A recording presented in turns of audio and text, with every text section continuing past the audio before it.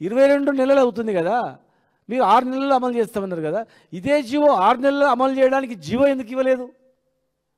ఎవరైనా నిజంగా అమలు చేయాలంటే ఫస్ట్ జీవో ఇవ్వాలి. జీవో మీద కోర్టుకు వెళ్తే అప్పుడు నెక్స్ట్ పార్లమెంట్లో చట్టం తేవాలి. టీఆర్ఎస్ పార్టీలు చెప్పింది కరెక్టే, తమిళనాడులో చేసిన ప్రకారమే ఉమ్మన్నారు వాళ్ళు, దాని ప్రకారం మొదమని పోవాలి.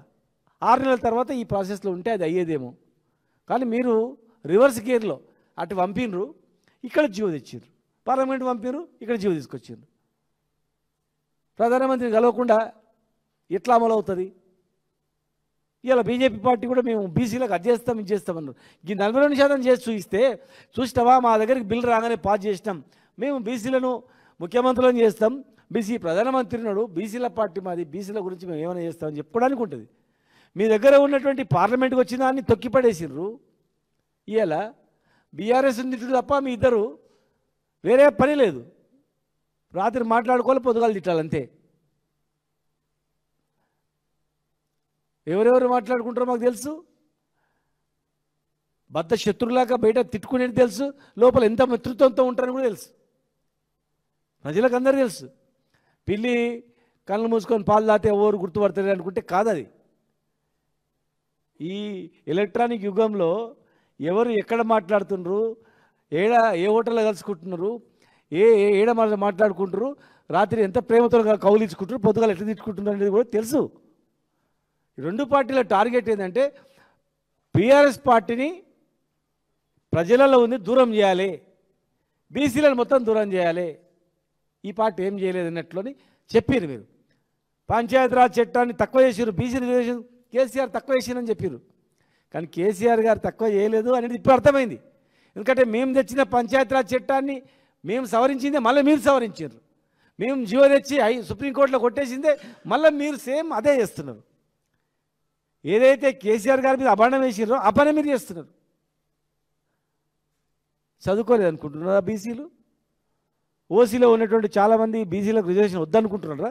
మీరు ఇద్దరు ముగ్గురితోనే ఏపీయచ్చు. కానీ చాలామంది కూడా రాజకీయ సమతుల్యం ఉండాలి, లేకపోతే ఉద్యమాలు వస్తాయి, కొట్టుకొని చస్తారు, భవిష్యత్తులో ఉన్న పీఠాలు కదిలిపోతాయి, వాళ్ళకి చేతనే వచ్చిందంటే వాళ్ళ ఓటు వాళ్ళు వేసుకుంటే గీంత ఉండదు, వాళ్ళకి ఇచ్చేది ఇస్తేనే మనం కూడా బాగుంటాం అనేటువంటి అవగాహన చదువుకున్న వాళ్ళలో ఉంది. ఇలా మీరు జీవో తెచ్చిండ్రు, కోర్టుకి ఎవరు చూసుకుంటామన్నారు. మీ అనుచరులే జీవో రాకముందే కోర్టులు వేసిండ్రు, జీవో వచ్చిన తర్వాత మళ్ళీ కోర్టులు వేసిండ్రు. హైకోర్టు క్లియర్గా ఈ ఆర్డర్ ఇచ్చింది. మీరు ఎలక్షన్ షెడ్యూల్ ఇచ్చినా 8 లోపల మీరు ఇచ్చినా మా తీర్పుకు అనుగుణంగానే ఉంటుంది, మీరు ఇచ్చిరని చెప్పి ముందుకు పోవద్దని చెప్పి హెచ్చరించింది. కానీ మీరు ముందుకు పోయినరు. మీరు 9th నుంచే మొత్తం ఎలక్షన్ ప్రాసెస్ స్టార్ట్ అయిపోయింది. 9th అక్టోబర్ నుంచి. అంటే మీరు 8th వరకు ఎలాంటి చర్యలు చేపట్టదని చెప్పిన తర్వాత, చేపట్టినా కూడా మీరు కోర్టు పరిధిలో ఉంటారు అని చెప్పిన తర్వాత, అనేక రాష్ట్రాల్లో ఈ జీవోలు చెల్లవని చెప్పి మీరు చూసిన తర్వాత, ఇలా మీరు ఈ జీవోతోనే మీరు ఏమనుకుంటారంటే జీవో ఇచ్చినాము కోర్టుకు పోయినారు మేమేం చేయాలని అనుకుంటారేమో. ఈ జీవో చెల్లదని మీకు తెలియదా? మీ ఆత్మసాక్షిగా మీరు చెప్పండి.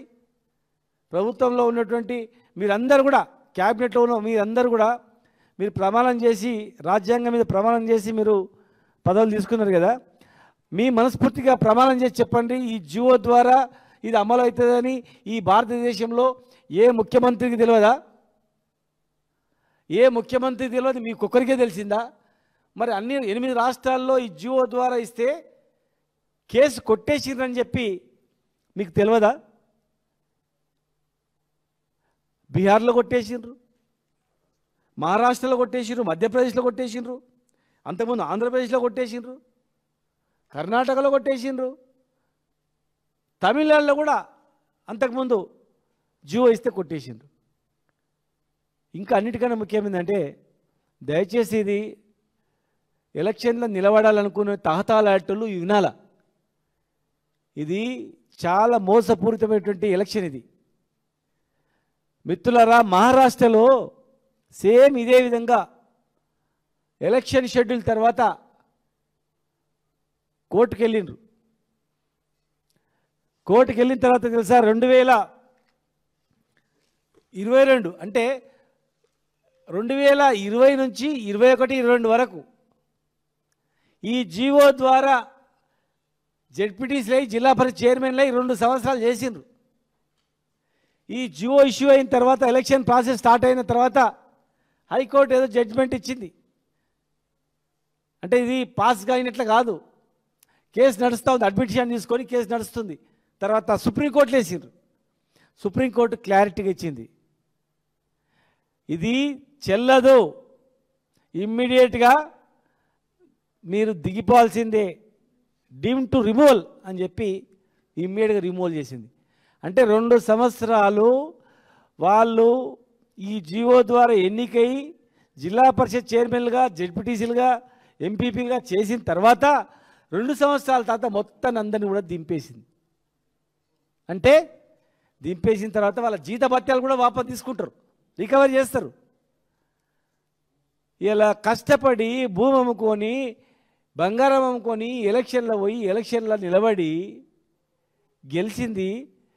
ఒకవేళ మీరు ఏ ధైర్యంతో ముందుకు పోయినా, అరే కోర్టులు వేసిండ్రు, కోర్టులో రేపు ఏం జరుగుతుందో పెండింగ్ అట్లే ఉంటే ఎలక్షన్ చేద్దాం, ఎలక్షన్ చేసిన తర్వాత బీహార్ ఎన్నికల్లో ఇచ్చేసినాం 47% చెప్దామని అనుకుంటుండొచ్చు. కానీ మహారాష్ట్ర మాదిరిగా సుప్రీంకోర్టులో వాళ్ళు కేసు వేసి మరి గెలిచిన 2 నెలలకో 3 నెలలకో 4 నెలలకో ఇది చెల్లదని చెప్పి వీళ్ళందరినీ వెనుకకు పంపిస్తే మరి ఎవని పైసలు వా, ఎవరి సొమ్మువా? 42% అని పిచ్చిదమని చెప్పి వాడు పెన్లాం పిల్లల మీద ఉన్నటువంటి భూము బంగారం అమ్ముకొని ఎలక్షన్లను నిలబడి దివాలా తీసి గెలిచిన సంతోషం లేకుండా సుప్రీంకోర్టు జడ్జిమెంట్ రాగానే ఇంకిపోతే ఆ పైసలు ఎక్కడ పోయినట్లా, వాళ్ళ సంతోషం ఎక్కడ పోయినట్లా? మరి ఏమైపోవాలి? చివరికి నష్టపోయేది ఎవరు? ఆలోచన చేయండి మీరు. సాధ్యపడదని ప్రపంచంలో ఉన్నటువంటి మేధావులందరూ చెప్తున్నారు, ఈ భారతదేశంలో ఉన్నటువంటి న్యాయకోవిదులు అందరూ చెప్తున్నారు, రిటైర్డ్ హైకోర్టు సుప్రీంకోర్టు జడ్జిలు చెప్తున్నారు. సుప్రీంకోర్టు జడ్జి ఆల్రెడీ జడ్జిమెంట్ అనేది క్లియర్గా ఉంది, 50% క్యాప్ దాటొద్దు, దాటితే ఒకవేళ ఎలక్షన్ మీరు చేస్తే కోర్టును కాదని ఎలక్షన్ చేసినా కోర్టు నడుస్తుంది, ఇంకా జడ్జిమెంట్ రాలేదని హైకోర్టు జడ్జిమెంట్ రాలేదు కదా అని ఎలక్షన్ చేసినా రేపు గెలిచిన తర్వాత ఖచ్చితంగా ఇది కొట్టేస్తారు. సుప్రీంకోర్టులో మామూలు పిటిషన్ వేసినా 100% ఇది కొట్టేస్తారు. నువ్వు ప్రమాణం చేసి జడ్పీ చైర్మన్ సీట్ మీద కూర్చున్నా మల్తటి రోజే పోయినా పోతుంది, దానికి ఎవరు బాధ్యత?